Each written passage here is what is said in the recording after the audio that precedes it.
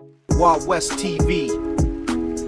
endelea kuibuka kuelekea mchezo wa kipolo wa mwendelezo wa ligi kuu Tanzania bara kati ya Simba Sports dhidi ya Dodoma Jiji utakaochezwa katika uwanja wa KMC Complex. Na kuelekea katika mchezo huo, kocha msaidizi Suleiman Matola anasema timu iko tayari kwa ajili ya kuwavaa Dodoma Jiji, huku akisisitiza zaidi kwamba timu inaongozwa na kocha mzawa ambaye anawajua na kuwatambua vema Simba, lakini pia ina wachezaji wazuri kama kina Ibrahim Ajibu Migomba. Lakini pia ameeleza azma yao Simba ni kwamba wanahitaji alama 3 ili kuhakikisha wanaendelea kumfukuza kwa ukaribu zaidi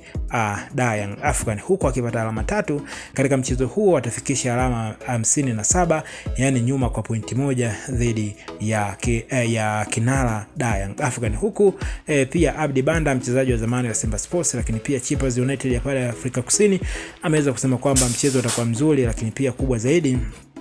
ni kwamba mchezo huo pia wao wanautaka na wanaamini mashabiki watakuja uwanjani kwa wingi wanaotoka Dodoma ambao wanaishi Dar es Salaam, lakini pia wengine watatoka jijini Dar es Salaam kwenda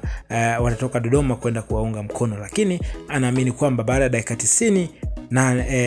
Dodoma Jiji wao ndo wataonekana ni wageni, kwamba anajiamini kuelekea mchezo huo wanao nafasi pia ya kupata ushindi. Bana, kauli ya Abdi Banda imeendelea kuibua mapya na sakata